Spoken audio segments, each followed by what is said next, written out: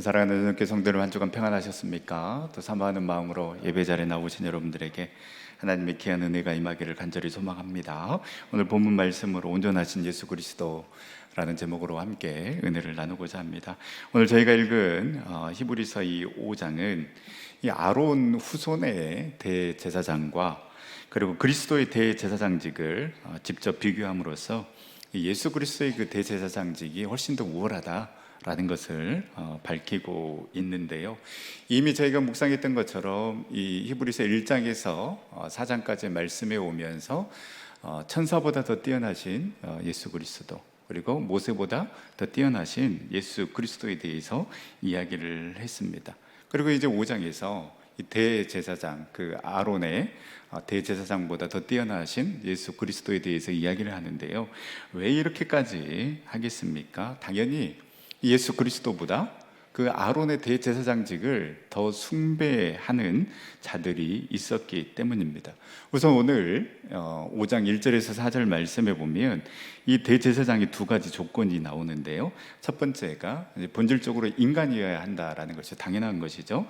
대제사장은 이 하나님 앞에서 인간의 입장을 대변해야 되기 때문에 사람들 중에서 취한 자여야 한다라고 이야기를 하고 있습니다. 1절 말씀해 보면 대제사장마다 사람 가운데서 택한 자이므로 하나님께 속한 일에 사람을 위하여 예물과 속죄하는 제사를 드리게 하나니라고 기록하고 있습니다. 인간으로서 인간의 연약함을 대변해 줄 수 있는 사람이 바로 대제사장이라는 것이죠. 그래서 이 대제사장이 하는 역할이 무엇입니까? 1절 하반절에 기록되어 있는 것처럼 하나님께 속한 일에 사람을 위하여 예물과 속죄하는 제사를 드리게 합니다. 바로 이 날이 이제 어떤 날인가? 히브리력으로 7월 10일 대속죄일입니다. 이 대속죄일이 되면 이 대제사장은 이스라엘의 모든 백성들의 죄를 하나님께 사함받는 제사를 드리는데요. 대제사장은 사람들을 위하여서 하나님 앞에 서는 사람입니다. 그래서 사람들을 위한 일을 하지만은 그러나 하나님께 속한 일을 하는 사람이 바로 이 대제사장이라는 것입니다.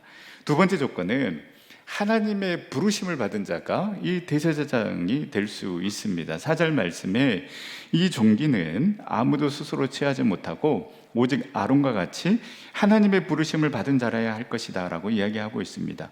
대제사장의 직위는 사람이 사적인 이익을 위해서 임으로 취할 수 있는 자리가 아니라는 것입니다. 이 존귀한 직임은 오직 하나님에 의해 부르심을 받은 자만이 감당할 수 있다라고 이야기하고 있습니다. 대제사장 아론은 하나님의 주권 아래 이 하나님의 소명에 의해서 대제사장직을 받았습니다. 그러면 이 당연한 이야기를 왜 하고 있을까요? 바로 이 대제사장직에 반기를 든 사람들이 있었기 때문입니다. 민수기 16장에 보면 고라의 반역 사건, 우리가 잘 알지 않습니까? 고라와 다단과 이 아비람의 반역 사건이 나오는데요. 이 고라와 다단과 아비람 그리고 250명의 지휘관들이 이 아론과 모세에게 반기를 듭니다. 그러면서 너희가 어찌하여 여호와 총회 위에 스스로 높이느냐라고 이야기를 합니다. 쉽게 말하면 우리들도 너희들이 하고 있는 그러한 일 할 수 있지 않느냐라고 이렇게 반기를 든 건데요. 이때 하나님께서 이 아론만 존귀한 직으로 부르셨다라는 그 징표로 아론의 지팡이에만 싹이 나게 하셨고, 그리고 이 반란을 일으켰던 이 세 명을 비롯한 250명의 이 대적자들은 모두 여호와의 심판으로 인하여서 산채로 땅속에 매몰되어 죽게 됩니다.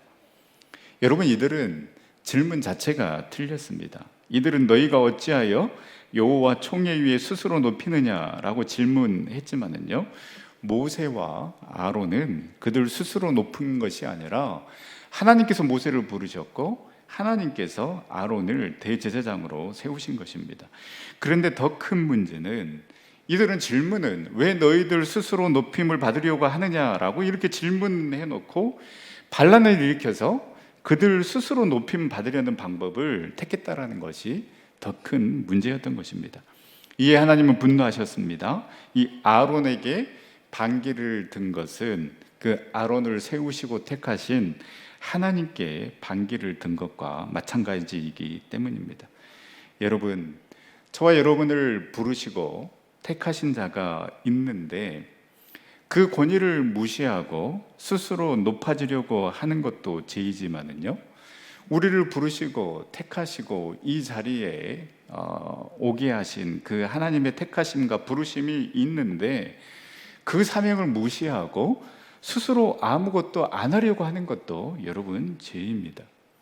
하나님이 부르셨기 때문에 하나님이 부르신 그 자리에 서 있는 저와 여러분들이 될 수 있기를 간절히 소망합니다. 그래서 두렵고 떨리는 마음으로 나를 부르신 하나님께 감사하고 나를 선택하여서 지금 여기까지 오게 하신 그 하나님께 감사함으로 말미암아 저와 여러분들에게 맡겨주신 그 사명을 감당하는 우리 전생의 모든 성도님들이 다 될 수 있기를 간절히 소망합니다. 자, 이렇게 하나님의 부르심을 받아서 선택받은 대제사장이지만 그러나 이 인간 대제사장의 한계도 분명하게 이야기하고 있습니다.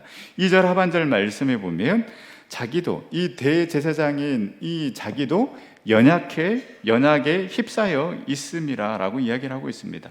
인간으로서 그 인간의 연약한 입장을 대변하는 그 역할도 하지만은 그러나 인간인 대제사장 본인 또한 이 연약에 휩싸여 있는 존재이기 때문에 반드시 자기 자신을 위한 속죄의 제사가 필요함을 이야기하고 있는 것입니다. 그래서 3절 말씀에 보면 그러므로 백성을 위하여 속죄제를 드린 것과 같이 또한 자신을 위하여도 드리는 것이 마땅하니라.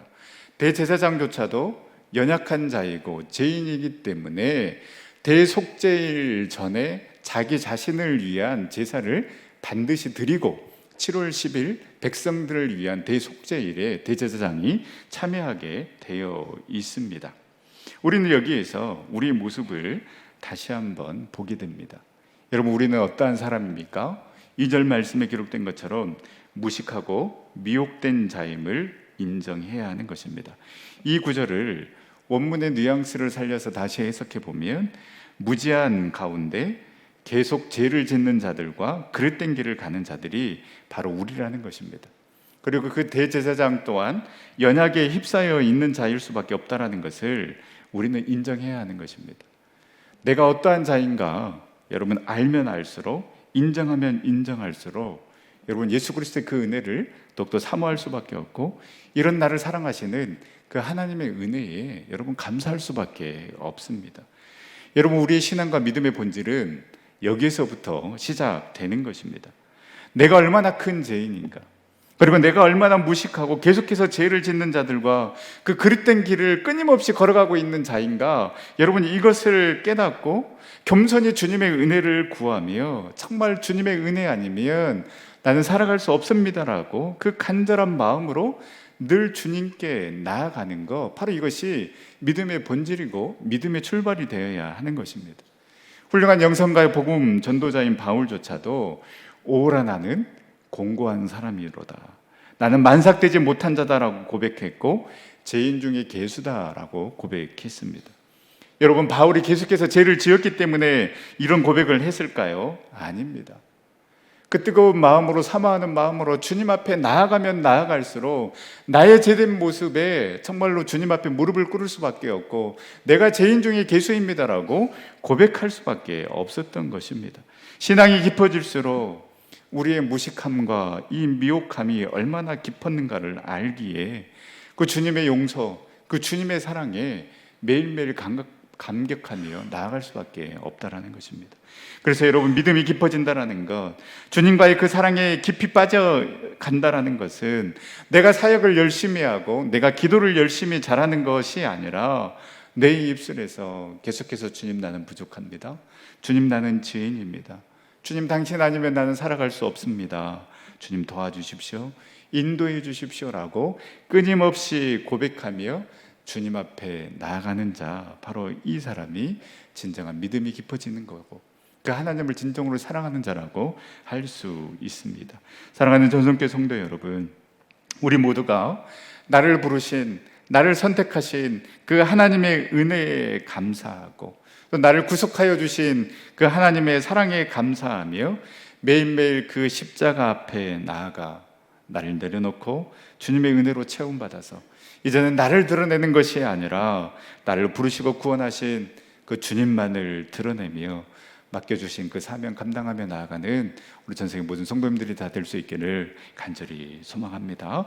이렇게 구약의 대제사장의 자격과 한계에 대해서 이야기한 저자는 이제 이 예수 그리스도의 대제사장에 대해서 이야기를 하는데요, 이미 4장 마지막에 왜 예수 그리스도가 우리의 큰 대제사장이 되시는지를 이야기를 했습니다.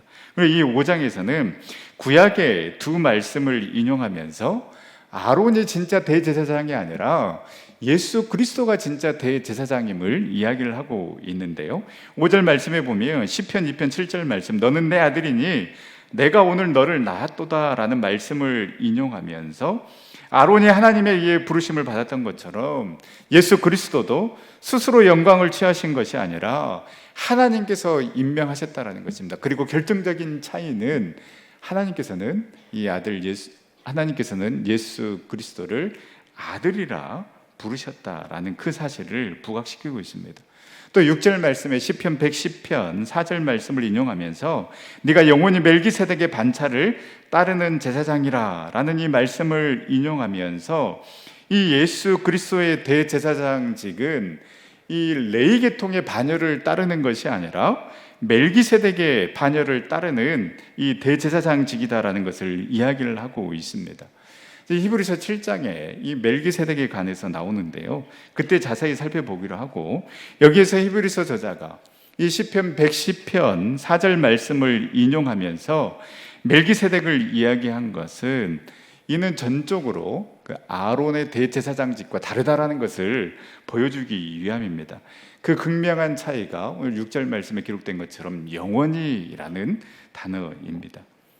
구약의 대제사장직은 일시적입니다. 일시적이다라는 것은 한계가 있다라는 것입니다. 그러나 그리스도의 대제사장직은 영원합니다. 또 한 가지, 이 멜기세덱은 제사장이면서 살렘 왕이었습니다. 그런 것처럼 예수 그리스도 또한 대제사장이시면서 영원한 왕이심을 보여주며 아론의 대제사장직과는 본질적으로 다르다라는 것을 설명하고 있습니다.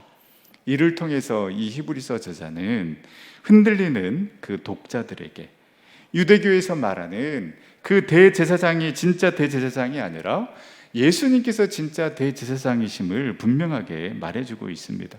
예수님은 이 구약의 대제사장처럼 화려하게 보석으로 치장된 가운을 입고 성전 뜰을 거닌 적도 없으시고 지성소에 들어가서 순념소를 뿌린 적도 없으셨습니다. 사실 예수님께서는 그러한 일을 하실 필요가 없습니다. 왜냐하면 예수님께서는 짐승의 피가 아니라 자기 피로 구원을 이루신 분이시기 때문입니다. 따라서 여러분, 이 구약의 대제사장이 하는 일은 나중에 오실 그 예수님을 설명하는 일에 불과합니다.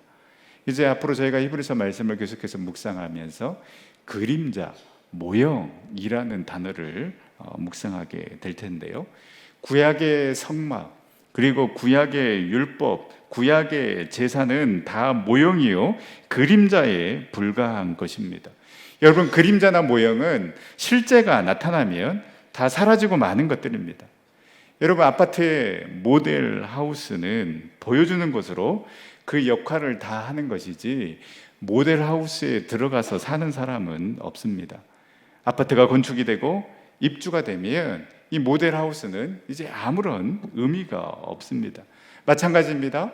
구약의 성막, 구약의 제사, 구약의 율법, 그리고 대제사장은 실제 예수 그리스도가 오셔서 단번에 완벽한 제사를 드렸기 때문에 이 모든 것들은 예수 그리스도를 예표하고 보여주는 것만으로 그들의 역할을 다 한 것입니다. 그렇다면 중요한 것은 이 예수 그리스도에 집중을 해야 하고 예수 그리스도를 바라봐야 하는데 여전히 그림자를 바라보고 모형을 주목하는 이들이 있었다라는 것입니다. 그래서 머리에는 여호와께 성결이라는 글씨가 선명한 관을 쓰고 몸에는 12지파를 상징하는 그 12보석이 있는 예봇을 입은 그 대제사장의 신령한 분위기에 매료되어서 대제사장을 오히려 예수 그리스도보다 존경하고 선망하는 자들이 있었다라는 것입니다. 우리가 지금 이 시대에 이 말씀을 읽으면서 어떻게 그럴 수가 있느냐라고 생각할 수 있지만요, 그때 당시에 유대교에서 기독교로 전향한 이 사람들이 유대인들의 그 핍박과 이 회유에 넘어가는 자들이 있었기 때문에 히브리서 저자는 아론의 그 대제사장보다 예수 그리스도의 그 대제사장직이 영원하다라는 것을 분명하게 이야기하고 있는 것입니다. 여러분, 신앙생활 하는 데도 마찬가지입니다. 우리는 예수 그리스도에게 집중해야 합니다. 그래서 그 예수 그리스도가 무엇을 말하는지, 예수 그리스도가 어떤 삶을 사셨는지, 그래서 우리의 삶이 변하고 가치관이 변하는 데 집중을 해야 하는데, 우리는 보여지는 것에, 형식에 집중할 때가 많습니다. 그래서 내가 주일날 예배 드렸으니까, 내가 헌금했으니까 내 할 일은 다 했다고 생각합니다. 여러분, 예배 드렸으니 그 힘과 능력으로 내 삶의 자리에서 예배자의 삶을 살아가는 것이 우리의 거룩한 목표가 되어야 합니다. 그래서 여러분, 진짜 예배는 이 예배당을 나갈 때 다시 시작되는 것입니다. 말씀 한 구절을 읽더라도 하나님이 이 말씀을 내가 깨닫고 이 말씀대로 살아가게 하여 주시옵소서. 그래서 이 말씀을 통해 내 삶에 변화가 일어나게 하여 주시옵소서. 이 말씀대로 살아가게 하여 주시옵소서. 그렇게 결단하고 몸부림쳐야 하는데, 우리는 오늘 우리 교회에서 정한 그 분량의 말씀을 읽었다, 내가 큐티했다라는 그 형식에 집중합니다. 정말 나의 기도가 우리 주님께서 기뻐하시는 그 하나님의 뜻을 내가 구하고 있는가, 그리고 그 하나님의 뜻에 순종할 마음이 있는가, 이런 마음으로 기도의 자리로 나아가야 하는데, 오늘 내가 주님 앞에 기도 드렸다, 오늘 새벽 기도 드렸다에 만족하는 것입니다. 여러분, 신앙은 내 만족이 아니라 예수 그리스도의 초점을 맞추고 그 예수 그리스도의 삶을 닮아가려고 하는 것, 그래서 그분이 가신 길을 걸어가려고 하는 것이 우리의 목표가 되어야 하는 것입니다.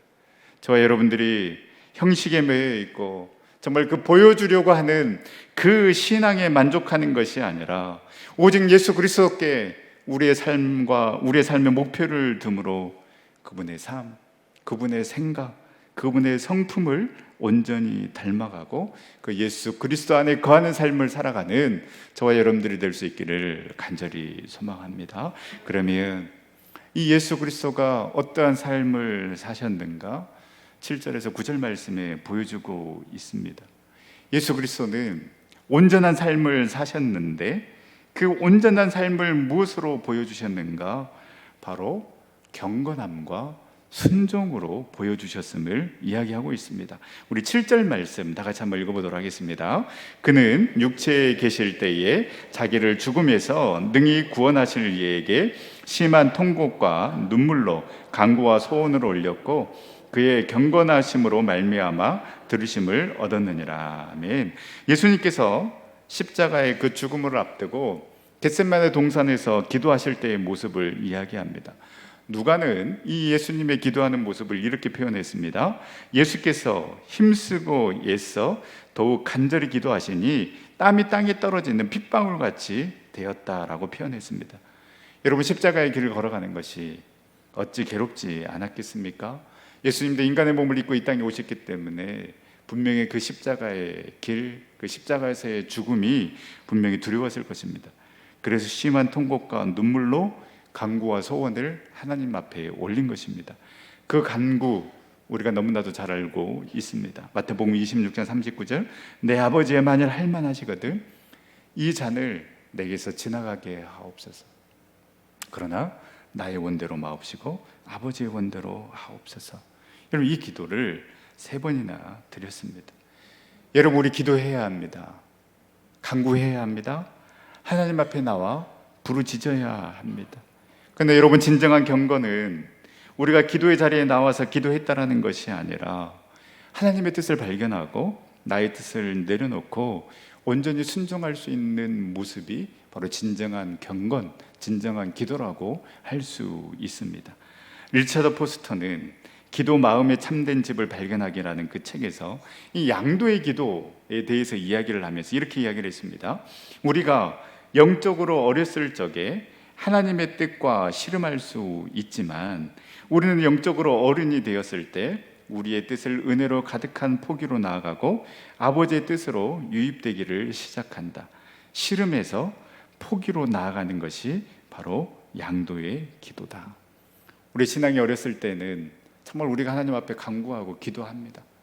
그러나 어떻습니까? 이제 신앙이 조금 더 성숙해 간다라면 양도해서 내가 이렇게 간구하지만 그러나 하나님의 뜻이 있다라면 그 하나님의 뜻에 나의 뜻을 맞춰서 나아갈 수 있는 그 기도를 드리는 거, 바로 이 사람이 성숙한 사람이라고 할 수 있습니다. 예수 그리스도는 그러한 기도를 드렸다라는 것입니다. 이렇게 양도의 기도를 드릴 수 있는 자가 고난 가운데서도 온전히 순종함을 배울 수 있는 것입니다. 양도의 기도, 그 내려놓음의 기도를 드렸기 때문에 주님은 고난의 길, 십자가의 길을 걸어갈 수 있었고 그 고난을 통해서 하나님의 뜻에 온전히 순종하는 삶을 살아갈 수 있었던 것입니다. 저희 여러분이 이 예수님의 경건과 순종, 이 예수님의 기도와 순종을 배워서 우리 또한 주님 가신 그 믿음의 길 걸어가는 우리 전생의 모든 성도님들이 다 될 수 있기를 간절히 소망합니다. 지난주 월요일부터 수요일까지 우리 기아대책과 또 이 목회자 미래 비전 네트워크와 함께하는 이 목회 전략 세미나에 참여하고 왔는데요. 이렇게 이제 세미나를 참여하고 이렇게 이제 목사님들 뭐 4-50명 되는 목사님들과 교제하게 되면 이분들이 저를 보고 보통 3번 놀랍니다. 3번 놀랐는데요. 첫 번째는 부목사인 줄 알았는데 담임 목사라고 하니까 놀라고요. 이제 나이를 묻지 않겠습니까? 나이는 뭐 이제 제가 40대 중반입니다라고 이렇게 하면 그렇게 안 보이는데 더 젊어 보이는데 이렇게 비웃는 분들이 몇 분 계시는 것 같은데 정신 건강에 해롭습니다. 그리고 이제 섬기는 교회가 이제 전성교회다라고 이렇게 전주에서 전성교회를 섬깁니다. 그러면 이제 다들 놀랍니다. 그 크고 전통 있는 그 너무 좋은 교회이지 않습니까? 라고 이렇게 약간 의아해하면서 어떻게 네가 그 교회 담임으로 갔느냐 이런 그 의문의 눈초리로 쳐다봅니다. 그래서 왜 나는 그 교회 담임 목사가 되면 안 됩니까? 이제 속으로 그렇게 이제 이야기를 하는데요. 그게 어딜 가나 제가 이제 전성교회 덕을 많이 보게 되는데요. 이제 화요일 날 이제 하루 종일 이제 세미나하고 이제 강의 듣고 하는데 그때 이제 한 타임에 기아대책 그 유원식 회장님이 이 한 타임을 맡아서 이제 간증이라고 해야 될까요? 자기가 어떻게 기아대책의 회장까지 왔는지 그 삶의 이야기하는 시간이 있었는데요. 그래서 참 많은 은혜와 도전의 시간이었습니다. 잠깐 그 이야기를 나누고 말씀을 마치도록 하겠습니다. 이 회장 이제 그 유원식 회장이 이제 대학을 졸업하고 1981년에 이제 삼성전자에 취직을 하게 되는데요. 이때 삼성이 이제 막 그 반도체에 관심을 가질 때였는데 이 삼성 자체 기술로는 안 되니까 이제 그 외국계 기업 HP 외국 회사와 함께 협력하면서 이 기술을 개발해 나갔을 때 이제 이 회장님이 그 당시에 이제 HP 해외 그 부서에서 일을 하면서 실력을 점점 인정받아서 이제 그 해외 지부까지 맡게 됩니다. 이렇게 나름 그 이제 회사에서 잘 나가고 있을 때 이 아들이 이제 둘이 있는데요. 이 둘째가 초등학교 3학년 때 아빠 이 한쪽 눈이 잘 안 보이고 사물이 2개로 보인다고 그렇게 이야기를 하더랍니다. 그래서 이 눈 쪽에 좀 질환이 있나 보다라고 이렇게 안과를 갔더니 이 안과 선생님이 큰 병원에 가보시는 게 좋겠습니다라고 이렇게 이야기를 하니 서울대학병원에 가서 진료를 받았는데 뇌종양이라는 판정을 받게 됩니다. 양성종양인데 눈과 눈 사이에 자리를 하고 있기 때문에 굉장히 어려운 상황이라고 빨리 수술을 해야 한다고 해서 17시간에 걸쳐서 수술을 했고 이제 이 의사 선생님이 수술 후에 이 종양은 제거는 잘 됐는데 그로 인해서 이제 부작용이 있을 수 있다라고 그러면서 이 수술 이후에 이 오른쪽 팔이 마비되는 상황이 나타나고 얼굴도 반쪽만 움직이게 되고 입술도 이제 반은 올라가고 반은 내려오니까 정확하게 발음도 할 수 없는 그런 상태가 되었다고 합니다. 그런 상황에서 하나님께서 주신 아이고 내 아이니까 하나님 내가 잘 키우겠습니다. 우리 아이 건강하게 잘 자랐으면 좋겠습니다 라고 이렇게 기도를 하면서 키워왔는데 2년 반 후에 다시 재발이 됩니다. 이런 상황에서 이제 기도할 수밖에 없어서 이 사모님과 이제 새벽기도 다니면서 열심히 이제 기도를 하는데, 하나님 제발 우리 아들 고쳐만 주십시오. 고쳐만 주시면 제가 뭐든지 다 하겠습니다라고 이렇게 했는데, 이제 병원에서는 계속 이제 어렵다고 하고 이제 중환자실로 들어가게 되는데, 그때 이제 이 회장님이 이제 주일에 다니는 교회는 있고 그다음에 이제 집 앞에 그 새벽 기도를 다니면서 이제 사모님과 함께 기도를 하는데, 그 어느 날 전에는 이제 보지 못했는데 이 말씀 걸려 있는 로비에 걸려 있는 이 말씀 액자가 딱 눈에 들어오더랍니다. 근데 그 말씀 액자의 본문이 우리가 잘 아는 빌립보서 4장 6절에서 7절 말씀이었습니다. 아무것도 염려하지 말고 오직 모든 일에 기도와 간구로 너희 구할 것을 감사함으로 하나님께 아뢰라. 그래야 모든 지각이 뛰어나신 하나님의 평강이 그리스도 예수 안에서 너희의 마음과 생각을 지키시리라. 이 말씀을 이제 딱 보는데 참 위로가 되더랍니다. 아무것도 염려하지 말라. 그러면서 이 말씀 붙잡고 이제 집에 왔는데, 집에 와서 이 말씀을 곰곰이 묵상을 해보니까 이상하더랍니다. 아무것도 염려하지 말아라 라고 이렇게 이제 시작을 했으면, 아무것도 염려하지 말아라, 내가 네 기도를 들어줄 것이다, 이렇게 이제 말씀이 마무리가 돼야 되는데, 뭐 네 기도를 들어줄 것이다, 뭐 아이를 고쳐줄 것이다, 이것도 아니고 끝 마무리는 그리스도 모든 지각에 뛰어난 하나님의 평강이 그리스도 예수 안에서 너의 마음과 생각을 지키시리라. 이렇게 계속 이 말씀을 묵상하다 보니까 문득 드는 생각이, 하나님께서 우리 아이를 데려가실 것 같다라는 마음이 들더랍니다. 그런데 데려가시는 것도 하나님의 응답이고 살려주시는 것도 하나님의 응답이구나라는 확신이 들면서, 하나님 이제 당신 뜻대로 하시면 되겠습니다. 그리고 저는 그 뜻을 알아가도록 노력하겠습니다 라고 이렇게 기도의 내용이 바뀌었다고 합니다. 그로부터 한 달 뒤에 1997년 7월 9일 중환자실에서 아이가 소천했다라는 소식을 듣게 됩니다. 장례를 다 마치고 아이가 다니는 이제 초등학교에 가서 이제 선생님을 만났는데요. 이 선생님이 이 아이의 물품을 챙겨주는데, 그 물품 가운데 스케치북이 있었고, 선생님은 이제 그 스케치북을 주면서 그 아이들과 함께 이 붓글씨로 그 각 가정의 이제 가운을 이 스케치북에 적게 했습니다 라고 이렇게 하면서 이제 스케치북을 주는데, 당연히 이 회장님은 우리 집 가운이 항상 기뻐하라, 쉬지 말고 기도하라, 범사에 감사하라, 이게 이제 우리 집 가운이니까 그 말씀이 적혀 있을 줄 알고 이 스케치북을 열었는데, 놀랍게도 이 스케치북에 다음과 같은 말씀이 적혀 있었다고 합니다. 바로 그 말씀이 내가 오늘 나와 함께 낙원에 있으리라. 팔이 움직이지 않으니까 그 움직이지 않는 팔로 이 말씀을 스케치북에 계속해서 적은 겁니다. 그래서 제일 잘 적은 이 말씀을 이제 액자에다가 담아서 간직하고 있다라고 말씀을 하셨는데요. 이 회장님의 아들의 글씨를 보고 참 감동이 되었고 뭔가 큰 울림이 있었습니다. 그 아프고 힘든 가운데서도 이 아이는 죽음을 생각을 했고, 나는 죽지만은, 나는 떠나지만은, 그러나 하나님이 나와 함께 하신다라는 그 믿음이 이 아이에게 있었던 것 아니겠습니까? 그래서 지금 아프고 너무나도 힘들지만 그 죽음으로 끝나는 것이 아니라 부활해서 주님과 함께 할 그 순간을 생각하며 이 말씀을 기억해서 힘들게 이 말씀을 가운으로 적었다라는 게 대단하지 않습니까?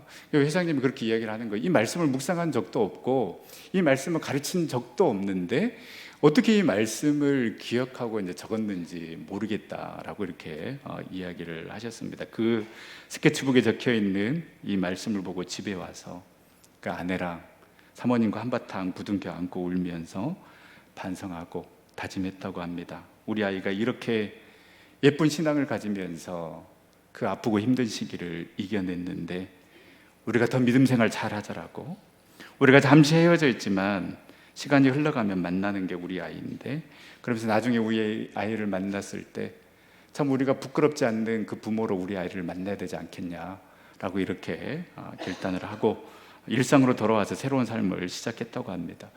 실제 이 회장님은 이 아이를 대신해서 그 딸 아이를 입양해서 잘 키우고 있고요. 계속해서 이제 승승장구하면서 세계 글로벌 기업의 CEO를 하면서 성공한 삶을 살다가 더 의미 있는 삶을 사는 게 이제 무엇일까 고민하다가 여러 해외 기업의 스카우트 제의를 뿌리치고 2015년부터 지금까지 기아대책 회장으로 섬기면서 귀한 사명을 감당하고 계시는데요. 여러분, 우리가 어떤 마음으로 주님을 섬기고 따르고 있는지 우리의 모습을 돌이켜 봤으면 합니다. 정말 나를 선택하시고 나를 부르신 그 하나님의 부르심에 나는 순종하고 있는가? 정말 나는 그 예수 그리스도에게 집중하고 있는가? 그래서 그 예수 그리스도 한 분이면 나는 족합니다. 그 주님만이 나의 기쁨이요 나의 소망이십니다라고 고백하고 있습니까? 그래서 그 예수님의 기도처럼 기도를 드리고 있습니까? 그리고 그 예수님께서 온전히 순종하셨던 것처럼 그 순종의 삶이 저와 여러분들 삶 가운데 있는지 우리의 신앙을 점검해 보면 우리 이렇게 고백할 수 있었으면 좋겠습니다.